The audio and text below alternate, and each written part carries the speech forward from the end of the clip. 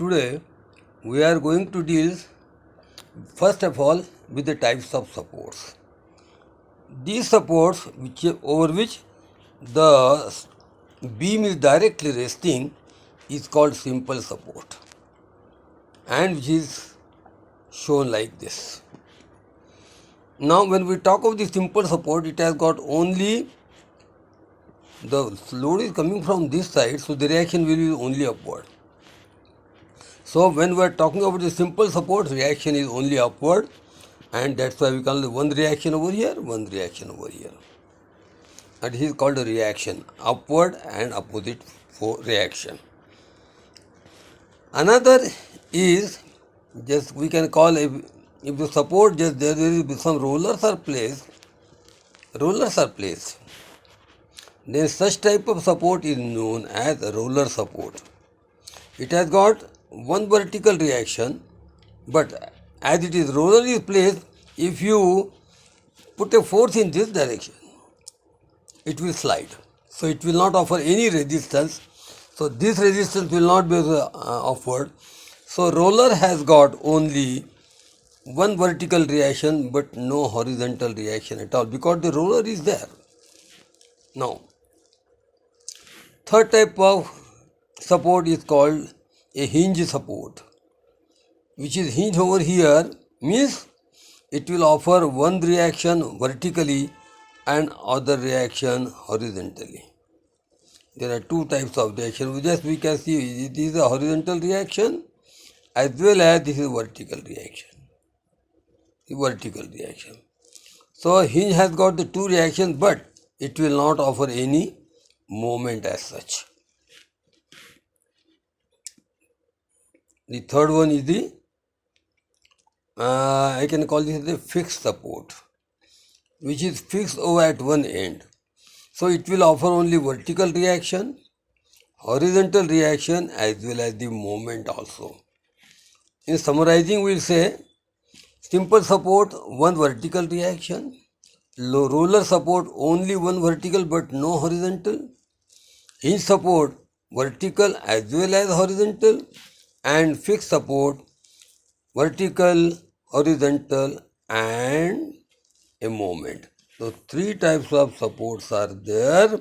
Generally we call a simple support, hinge support, roller support, and fourth one is a fixed support.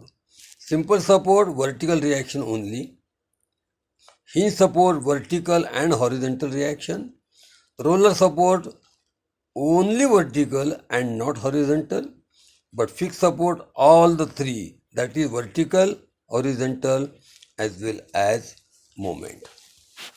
Now we'll talk something about the another part of this, the types of loads.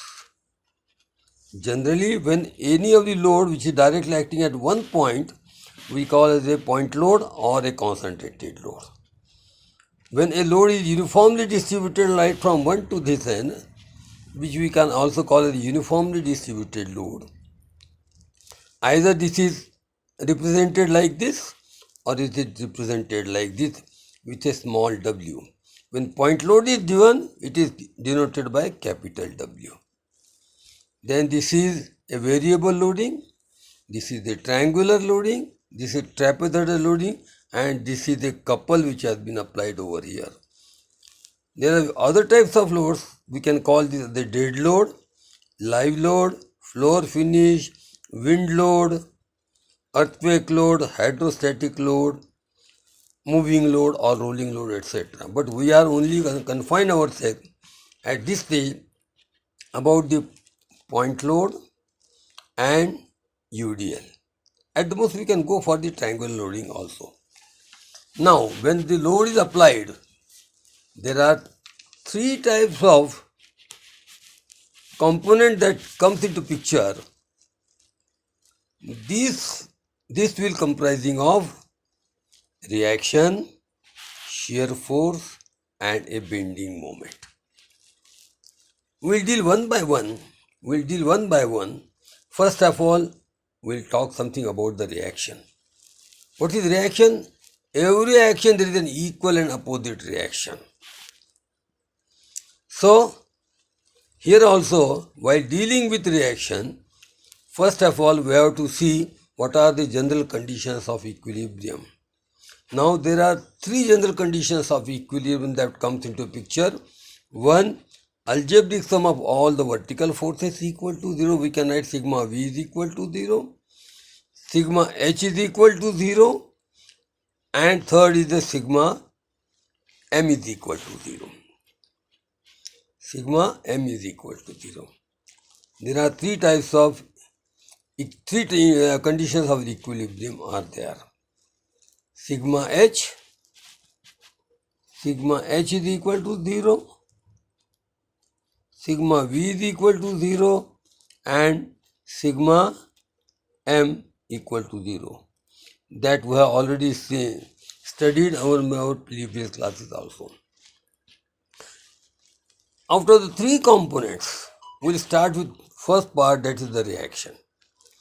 When we are talking of the reactions, we are dealing with the two types of equilibrium condition.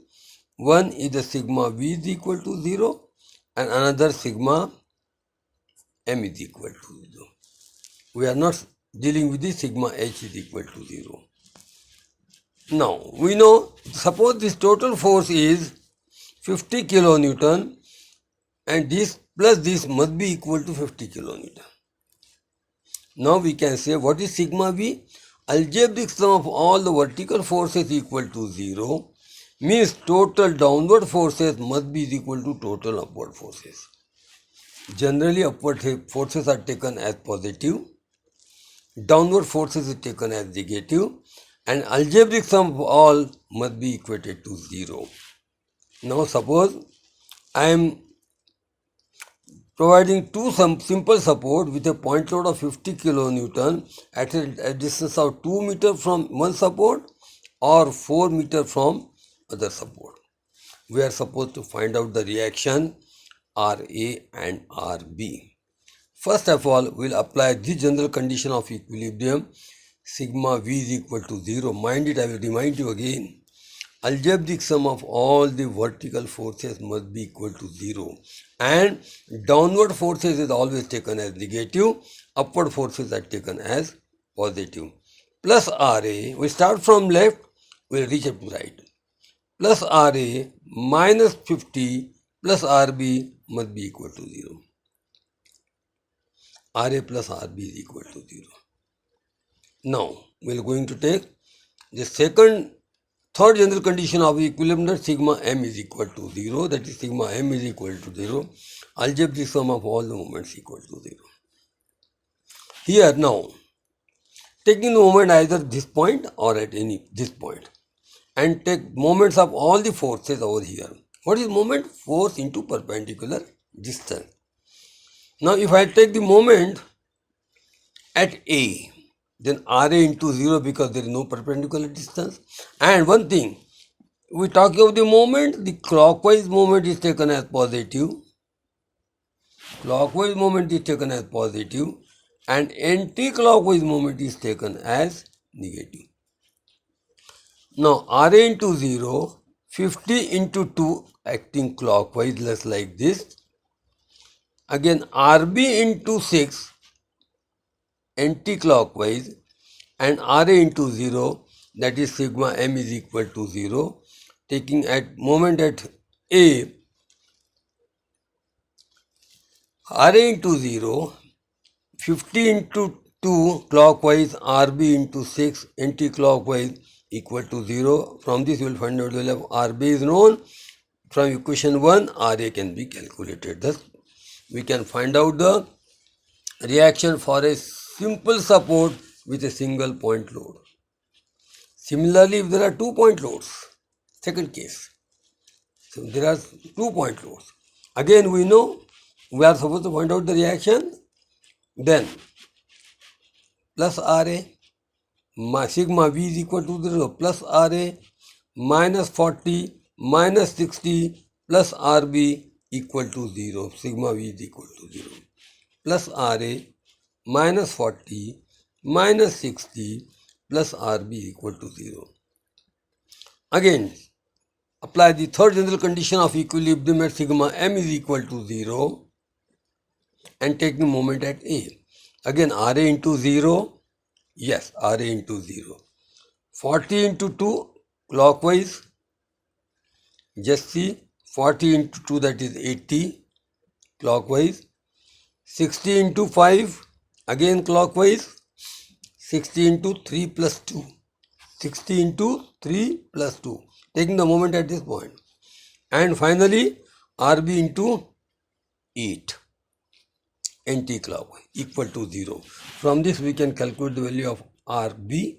Once the Rb is known, substitute the value of Rb over here, find out the value of Ra and Rb. Similarly, whenever the point load where it has been placed so far, you can find out the reaction for this and this also. You are supposed to try this reaction and you are supposed to find out the reaction for the point load which has been given over here. Now we'll go for the second part, that is uniformly distributed load. That is the uniformly distributed load. When I am talking about the uniformly distributed load, as I already told, that every 1 meter the load is constant. That's why it is written as 20 kilonewton per meter.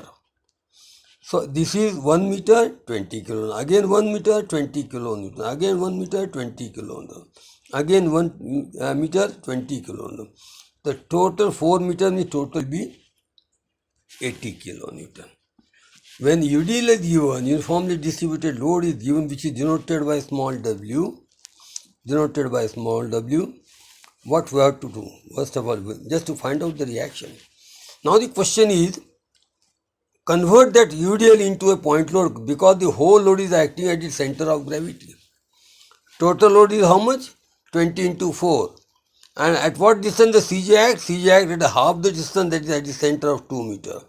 Now I am converting this UDL into a point load acting at its center of gravity, that is just C.